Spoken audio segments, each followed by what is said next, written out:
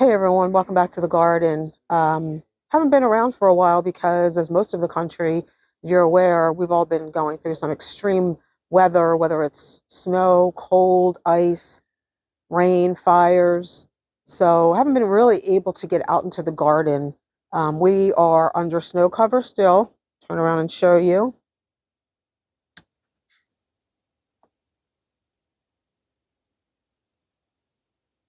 Probably about, well, it depends on where you go, 3, 4, 5 inches. So really haven't been able to do anything. Not that we're gardening in southeastern Pennsylvania in January because we're not, but there are some things I would like to be able to get out and do. But what we have been doing is trying to keep the plants happy that we're overwintering in containers. We've been moving them around the property.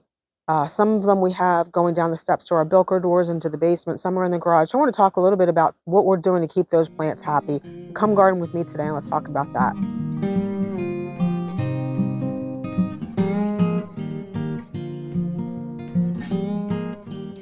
And I also want to talk a little bit about what we're doing with a couple of other plants, evergreens, and how we're going to be protecting those, because we really have been well below normal temperatures for an extended period of time.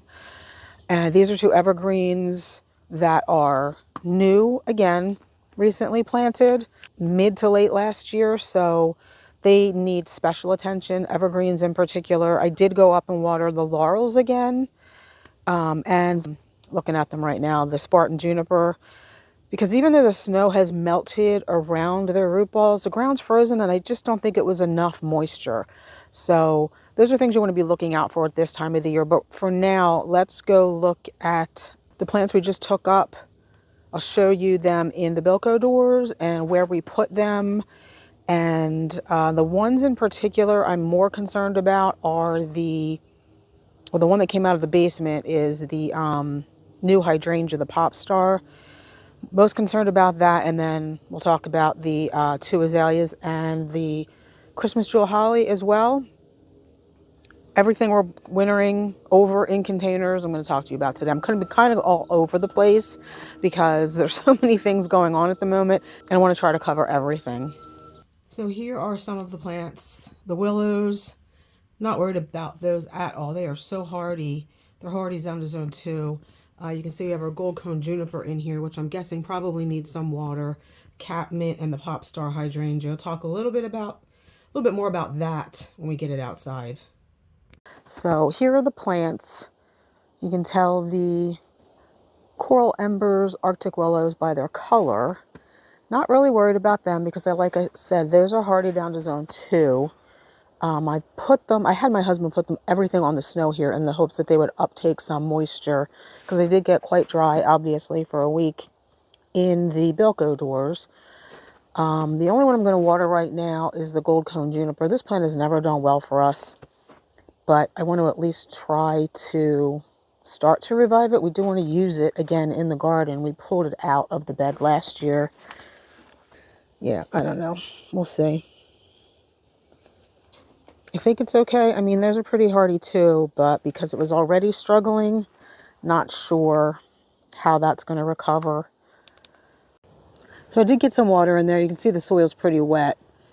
So that took that water up pretty quickly. I'm sure the root ball is still semi-frozen. And you can see what I did here with this gold cone juniper. So this gold cone juniper is the replacement for the one we have in the container. It's really dry in this bed because not only is it under the cantilever of our house, the eaves of the house stick out even farther. And that's part of the reason why the other gold cone juniper didn't do all that well. So I've been watering this on occasion this winter.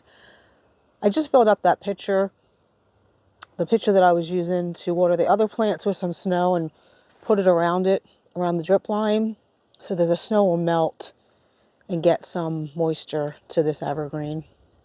And then we have the pop star hydrangea here. If you're a new visitor to my channel or haven't been subscribed for long or just didn't see the video where we received this, I'll show you what this looked like when we did receive it the day we put it into the container. because this was absolutely gorgeous. So here's me unboxing the Pop Star hydrangea. You'll see how gorgeous it was when the plant comes out of the box, all budded up, even blooming, which I was not expecting. Also pay attention to how good those Encore azaleas look next to it. They all came from Alabama, which is part of the problem. They never got the chance to acclimate to the Pennsylvania climate when we went into a deep freeze that lasted for months and then it got even colder. So that's part of the problem.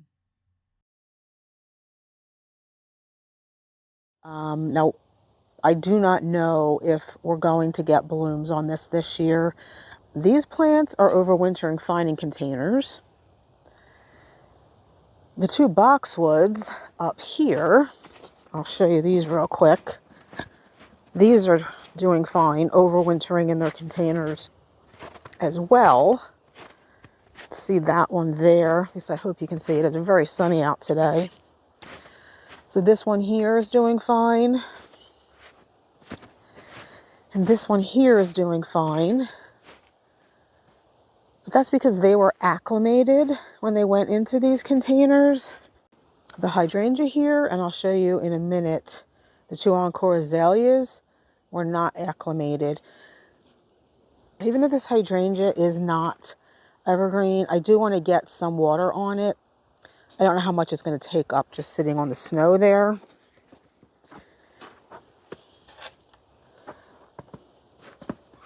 And technically, you really shouldn't have to water deciduous plants in containers over the winter.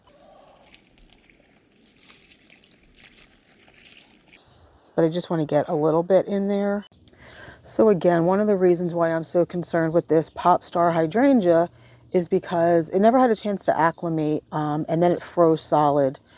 Now, it should not be a problem to overwinter plants in containers, especially if they're hardy. You know, the root balls freezing, particularly on deciduous shrubs, shouldn't be an issue. The problem is, like I said, we went from warm to abnormally cold overnight, and these plants were not acclimated. So not only did the root balls freeze, the foliage itself all froze, and that's why I don't think we're going to get early blooms on this. If it did survive, which I'm not sure it's going to, you know, we might get that second bloom. The branches there, you know, they're all frozen, they're all brittle. Anything that was a bud on there has frozen. So, you know, that's kind of disappointing and unfortunate, but, you know, you can't predict the weather. And sometimes, you know, we learn from our mistakes, especially in the garden. And this was not a mistake on my part. You know, I couldn't predict that we were going to have such abnormally cold temperatures that were going to last. It's been 2 months now. So, you know, that becomes a problem for newly establishing plants that are in the ground or in containers. And then, of course, we have our orange glow knockout rose that we planted, again, later in the fall, but not real late. So it was acclimated. Roses are pretty hardy, and you can see there's snow on top of there, so it should be getting some moisture. I did, however, cover it with one of these pop-up protectors when we had those brutally cold temperatures last week. I just wanted to make sure that any little heat that was in here was being held in, and that's what these pop-up protectors are supposed to do. They're supposed to hold a little bit of that heat in. So what I'm trying to show you here, I'm recording this in the house because it was so windy out. I didn't think you were going to be able to hear me. These are newly planted hydrangeas last year. Now these are in the ground, so technically they should be better off. I don't have a issue with these plants surviving, but I think these are all reblooming hydrangeas, and I think most of the first blooms we're going to lose. They seem to be frozen. They seem to have frozen and dried. So I don't think we're going to get first early blooms on any of our reblooming hydrangeas, even the ones I'll show you in a second, the Endless Summer Twist and Shout. That's these. They've dried, they've split. Some of them I touch and they just kind of disintegrate. So that's what this cold weather has done to all of our hydrangeas, other than the panicles and the smooth hydrangeas. Anything that's a macrophylla type hydrangea and is reblooming, unfortunately, I don't think we're going to have that first bloom this year. We'll still get the second bloom, just not the first. This one under here looks, it's a little bit protected, so I have a feeling they're okay. A lot of the other ones feel brittle and broken and dry to me. I'm just checking on my Wee Bit Innocent hydrangeas here too. These are another reblooming macrophylla, and you can see, I don't know. No, they seem kind of dried and brittle to me too, so I'm guessing we're not going to get early blooms on these either. Let's see these other two over here. They kind of all look the same. I mean, they don't look as bad as the other ones. These are a little bit more protected down here than the other ones that I showed you up on the top of our second retaining wall. But yeah, these all seem frozen, brittle. So I guess we're probably not going to see early blooms on those either. Okay, so one more thing before we go inside and talk about the azaleas. This is the sweet box. We planted this last year too. You can see I've put some snow on the root ball. These are prone to drying out, probably from the winter winds and the freeze. So I'm going to protect this with one of my pop-up protectors and hope that it comes back. They don't always. They are very prone to windburn and freezing in the winter, and sometimes the whole plant dies. So you can see all the burn on there. Hopefully it comes back. Okay, so we're in the garage now. Not the prettiest of views, but you can see the two Encore azaleas. They suffered like the hydrangea. So I have these in the garage. They've been in here for 2 weeks since it got really, really cold. I actually went out, if you can see down there, and bought heat mats because, you know, our garage isn't heated. So it was still quite cold in here when we had those 6 and 7 degree nights. I think what I'm going to try to do when the weather warms up a little bit is cut these back and see if we can flush new growth, because the leaves are all, I mean, they're all dry. They're falling off. Most of the branches are flexible. Now, some of them are breaking at the tips, which is understandable given what they just went through. I even have space heater running on these just to try to keep the root balls at least a little bit warmer so that I could get some water on them. I have been watering them, and they're like halfway between moist and dry. Again, this one is between kind of like halfway between moist and dry.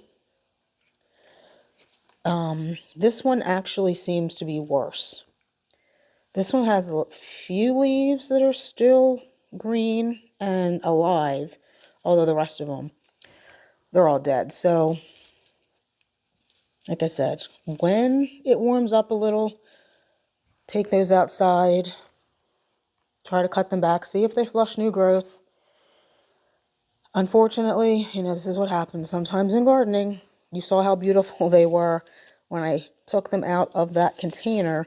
That was right around Thanksgiving. And then we got really cold and just have not snapped out of it yet. Now that's a bud and it does feel plump, but I highly doubt we're going to get anything on these. I'd be highly surprised if they survive, which is unfortunate, especially since this Christmas jewel holly is doing absolutely fine and it's less hardy than the azaleas. But again, that was acclimated. This has been growing outside in the Pennsylvania climate, probably even last winter. This is only hardy down to a zone 7. I'm in a 7. The azaleas are hardy to 6. But it survived because it was acclimated. So just something to think about. So that's really all I wanted to talk to you guys about today. Just a real quick video on what we're doing with some of our plants in the winter, especially when it's an abnormal winter, that maybe these are some tips that you guys can look out for. It's supposed to warm up a little bit again. Today is Thursday, January 29th. It's supposed to warm up early February around here, so I'm hoping to get outside and start cutting back some of the perennials that we did not get to in the fall. So hopefully I'll have some more content for you. I don't want to put out content just to put out videos. That's not interesting for anyone. So thanks for watching today, and hopefully we'll see you in the next one. Take care. Bye.